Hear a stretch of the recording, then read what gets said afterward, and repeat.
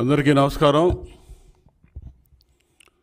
రాష్ట్రంలో చట్టవిరుద్ధంగా జరుగుతున్న ఇసుక తవ్వకాలను అడ్డుకోవాలని చెప్పి సుప్రీంకోర్టులో పిటిషన్ ఫైల్ చేస్తే దాని మీద విచారణ జరిపిన సుప్రీంకోర్టు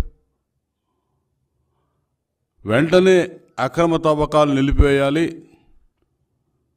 ప్రతి జిల్లాలో కలెక్టరు, పోలీసులు, వివిధ విభాగాల అధికారులతో కమిటీ ఏర్పాటు చేసి ఈ అక్రమ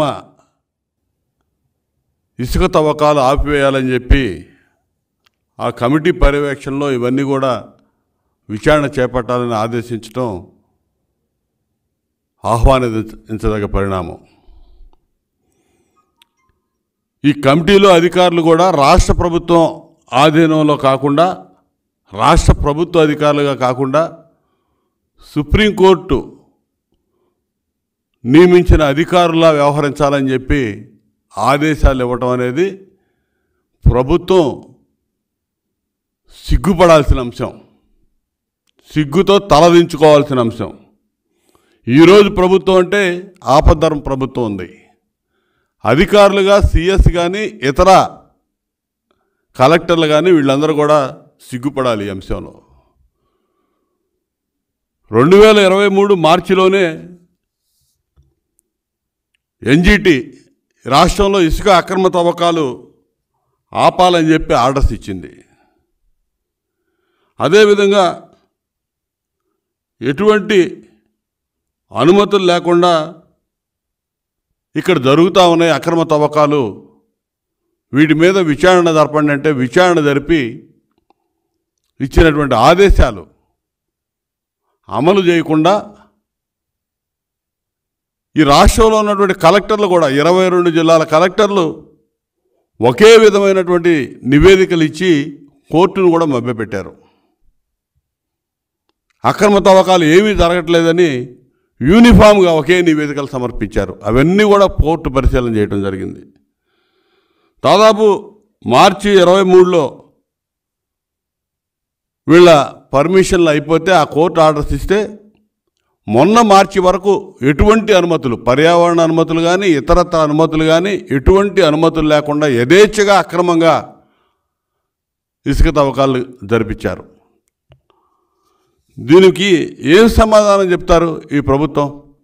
మేము మొత్తుకుంటా ఉన్నాం. చంద్రబాబు నాయుడు గారు 2023లో 40,000 కోట్లు జగన్మోహన్ రెడ్డి కనుసన్నల్లో అక్రమ ఇసుక మైనింగ్ జరిగింది. ఈ రాష్ట్రంలో ఎవడెవడు కారకులో, ఏ డిపార్ట్మెంట్స్ ఏ విధంగా సహకరించినాయో, డిఎంజీ వెంకటరెడ్డి వీటన్నిటికీ పాత్రధారిగా సూత్రధారిగా ఉండి ఏ విధంగా 1,000 కోట్లు కొల్లగొట్టి వీళ్ళకి సంపాదించి పెడతా ఉన్నాడో, ఇందులో మైనింగ్ ఫారెస్ట్ మినిస్టర్గా ఉన్నటువంటి పెద్దిరెడ్డి రామచంద్రారెడ్డి ఏ విధంగా దోపిడీ చేస్తూ ఉన్నాడో మొత్తం కూడా మేము సాక్ష్యాధారాలతో సహా గతంలోనే నిరూపణ చేశాం.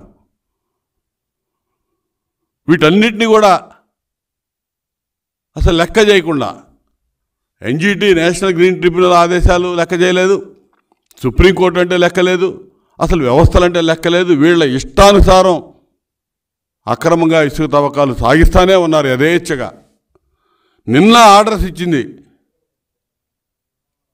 ఇప్పుడు కూడా రాష్ట్రంలో యథేచ్ఛగా జరుగుతూ ఉన్నాయి. ఇవాళ ఏం చెప్పాలి? సుప్రీంకోర్టు అడిగినప్పుడు మేము కేసులు ఫైల్ చేశామని చెప్పారు. ఎవరి మీద పెట్టారు కేసులు? ఏ కంపెనీ మీద పెట్టారు? చెప్పాలి, డిఎంజీ చెప్పాలి సమాధానం. ఏ కంపెనీలు మీద పెట్టాడో, ఎవరి మీద పెట్టారో. ఎంఓఎఫ్సిసి అక్రమ తవ్వకాలు భారీ యంత్రాల సహాయంతో చేస్తూ ఉన్నారని చెప్పి రిపోర్ట్ సబ్మిట్ చేసింది. ఎటువంటి పర్మిషన్ లేకుండా వీళ్ళు చేస్తూ ఉన్నారని చెప్పి 2024 ఫిబ్రవరిలో మినిస్ట్రీ ఆఫ్ ఎన్విరాన్మెంటల్ ఫారెస్ట్ వీళ్ళు చెప్తే దాని మీద ఇంతవరకు చర్యలు లేవు. అసలు ఏం చెప్పినా సరే దున్నపోతు మీద వర్షం పడ్డ చందాన్ని వ్యవహరిస్తూ ఉన్నారు. అసలు చర్యలనే నిల్లు. అసలు దీనికి ఈరోజు సుప్రీంకోర్టు కూడా చెప్పిన దానికి అసలు ఏం చెప్తారో అర్థం కావట్లా. ఇప్పుడు వీళ్ళ పర్యవేక్షణ, రాష్ట్ర ప్రభుత్వ పర్యవేక్షణ లేకుండా సుప్రీంకోర్టు పర్యవేక్షణలో జరపాలి రేపటి నుంచి. కలెక్టర్లు చూస్తేనే 22 మంది కలెక్టర్లు ఒకే రకంగా ఏ అక్రమ తవ్వకాలు జరగట్లేదని రిపోర్ట్లు ఇచ్చారు. ఇవన్నీ రేపు 10 రోజుల తర్వాత 20 రోజుల తర్వాత ప్రభుత్వం మారుతుంది, మేము అధికారంలోకి వస్తాం. ఈ అధికారులందరూ సమాధానం చెప్పాలి, వచ్చి నిలబడాలి, బోనెక్కాలి, జైలుకు పోవాలి. ఉచిత ఇసుక పాలసీ పెట్టి ప్రజలకి బ్రహ్మాండమైన మేలు చేకూరిస్తే దాని మీద అక్రమాలు జరిగినాయని చెప్పి చంద్రబాబు నాయుడు గారి మీద కేసు పెట్టింది ప్రభుత్వం, సిగ్గు లేకుండా జగన్మోహన్ రెడ్డి ప్రభుత్వం. ఇదే డిఎంజీ, ఇదే కృష్ణా నదిలో, గోదావరి నదిలో అక్రమ ఇసుక తవ్వకాలు జరుగుతూ ఉన్నాయంటే ఏమీ జరగట్లేదని చెప్పి సుప్రీంకోర్టులో అఫిడవిట్ ఫైల్ చేసి క్లీన్ చిట్ తీసుకొని వచ్చి గతంలో కూడా ఏమీ జరగలేదని చెప్పారు. అప్ స్ట్రీమ్లో జరిగినాయి అంటే ఏమీ జరగలేదని చెప్పి అఫిడవిట్ ఫైల్ చేసి ఇక్కడికి వచ్చి చంద్రబాబు నాయుడు గారి మీద కేసు పెట్టారు. కోర్టులో చెప్పారు ఏ అవకతవకలు జరగలేదని, చంద్రబాబు నాయుడు గారు ఫ్రీ స్టాండ్ పాలసీలో అక్రమాలు అవకతవకలు జరిగాయని చెప్పి కేసు పెట్టారు. వీటన్నిటికీ రేపు సమాధానం చెప్పాలి. అధికారం పోగానే ఈ వెంకటరెడ్డి అనేవాడు ఇక్కడి నుంచి పారిపోవచ్చు అనుకుంటున్నాడు, ఎక్కడికి పారిపోలేడు. తీసుకొచ్చి నిలబెడతాం, ఇక్కడ మొత్తం కక్కిస్తాం. వీళ్ళు ఎవడైతే జేపీ వెంచర్స్ కానీ, జీసీకేసీ కానీ, ప్రతిమ కంపెనీలు కానీ ఎటువంటి మైనింగ్లో ఏ అనుభవం లేనటువంటి వీళ్ళ బినామీ కంపెనీలను అడ్డం పెట్టి వేల కోట్ల రూపాయలు తాడేపల్లి ప్యాలెస్కి కట్టబెట్టారో ఈ కంపెనీలు సమాధానం చెప్పాలి, ఈ వెంకటరెడ్డి సమాధానం చెప్పాలి. టోటల్గా వీళ్ళని నడిపించినటువంటి జగన్మోహన్ రెడ్డి దీనికి బాధ్యత వహించాలి. ఇవాళ గవర్నమెంట్ కాంట్రాక్ట్ ఇచ్చినటువంటి జేపీ వెంచర్స్, ఈ జేపీ వెంచర్స్కి ఇవ్వడం వల్ల ఎప్పుడూ లేని విధంగా 1500 కోట్లు ప్రభుత్వానికి వస్తుందని చెప్పారు. మళ్ళీ వీళ్ళే జగనన్న కాలనీలని, నాడు నేడు స్కూల్స్ అని చెప్పి 1000 కోట్ల రూపాయలు అదే కంపెనీకి చెల్లించి మళ్ళా రిటర్న్ వీళ్ళే తీసుకున్నారు, వీళ్ళే డ్రా చేసుకున్నారు. వాడి దగ్గర నుంచి దోచుకున్నారు. బినామీ కంపెనీలను పెట్టి 1500 కోట్ల ఆదాయం వస్తుందని చెప్పి ₹1 ఆదాయం రాకుండా వాడికే కాంట్రాక్ట్ ఇచ్చి జగనన్న ఇళ్ళు అని చెప్పి, నాడు నేడు స్కూల్స్కి అని చెప్పి 1000 కోట్లు తిరిగి వాడికి చెల్లించి వాటిని మళ్ళీ వీళ్ళు రీపే చేసుకున్నటువంటి పరిస్థితులు, అడ్డగోలుగా దోపిడీ చేసిన విధానం ఈ రాష్ట్రంలో చూసాం. ఇవాళ రేపు ఏం చేయబోతా ఉన్నారో తెలీదు. సుప్రీంకోర్టు ఈరోజు చెప్పినటువంటి ఆర్డర్స్ మీద సిగ్గుపడాలి. అసలు ఎన్నిసార్లు మొట్టికాయలు వేసినాయి. హైకోర్టు చెప్పింది, ఎన్జీటీ చెప్పింది, ఇవాళ సుప్రీంకోర్టు రెండోసారి మాట్లాడటం చాలా తీవ్రంగా జరిగింది. నిన్న ఆక్షేపణ చేసింది. నిన్న అసలు ఎవడ బాధ్యత వహిస్తాడు? వీటన్నిటికీ సమాధానం ఎవడు చెప్పాలి? డిఎంజీ వెంకటరెడ్డి చెప్పాలి, మినిస్టర్ పెద్దిరెడ్డి రామచంద్రారెడ్డి చెప్పాలి, సిఎస్ ఇవాళ మినిస్టరు, ఇవాళ ఆపద్ధర్మ ప్రభుత్వం కాబట్టి సిఎస్ జవహర్ రెడ్డి చెప్పాలి, ముఖ్యమంత్రికి తాబేదారుగా పనిచేస్తున్నటువంటి ధనంజయ రెడ్డి చెప్పాలి. వీళ్ళందరూ ఈ దోపిడీలో పాత్రదారులు, సూత్రధారులు. దోచి పెట్టడంలో, జగన్మోహన్ రెడ్డి ప్యాలెస్కి చేరవేయడంలో డబ్బులు వీళ్ళందరూ ప్రధాన పాత్ర పోషించారు. వీళ్ళందరూ కూడా రేపు సమాధానం చెప్పాల్సిన అవసరం ఉంది. నిన్నటికి నిన్న సుప్రీంకోర్టులో అంత సీరియస్ ఆర్గ్యుమెంట్స్ జరిగి, అంత సీరియస్ కామెంట్స్, జడ్జిమెంట్ వచ్చినా కూడా ఈరోజు కూడా జరుగుతూ ఉన్నాయి. ఈరోజు కూడా డ్రెడ్జింగ్లు పెట్టి ఇవాళ ధవళేశ్వరం దగ్గర అసలుకి బ్యాన్ ఉంది శాండ్ రీచ్. అటువంటిది ఈరోజు ఉదయం 10:54కి డ్రెడ్జర్లు పెట్టి కొడతా ఉన్నారు. ఈరోజు ఉదయం డ్రెడ్జింగ్ చేస్తూ ఉన్నారు.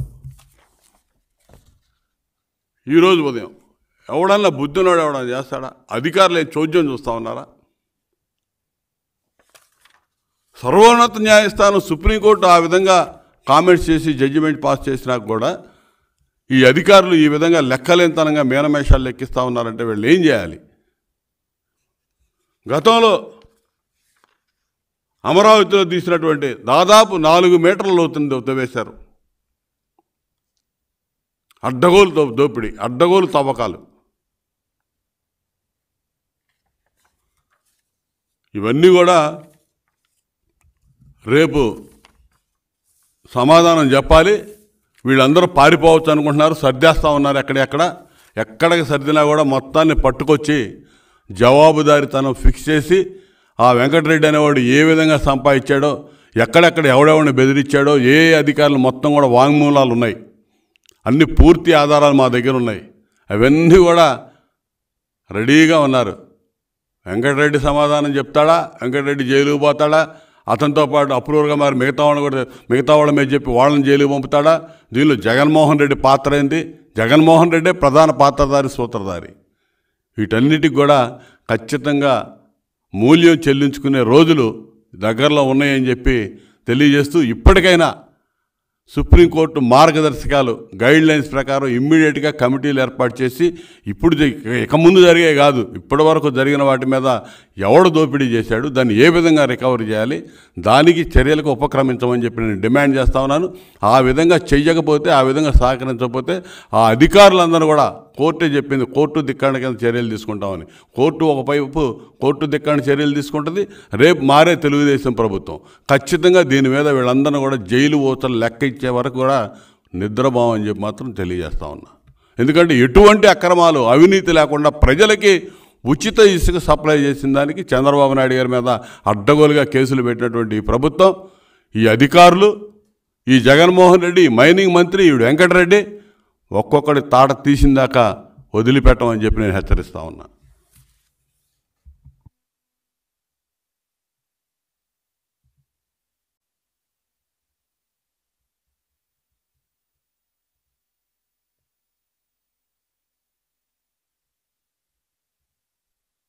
Please subscribe Pragna Media. Please like, share, subscribe to Pragna Media. Pragna Media, please do like, share and subscribe. Please subscribe to Pragna Media. Please like, share and comment if you like the video. Pragna Media.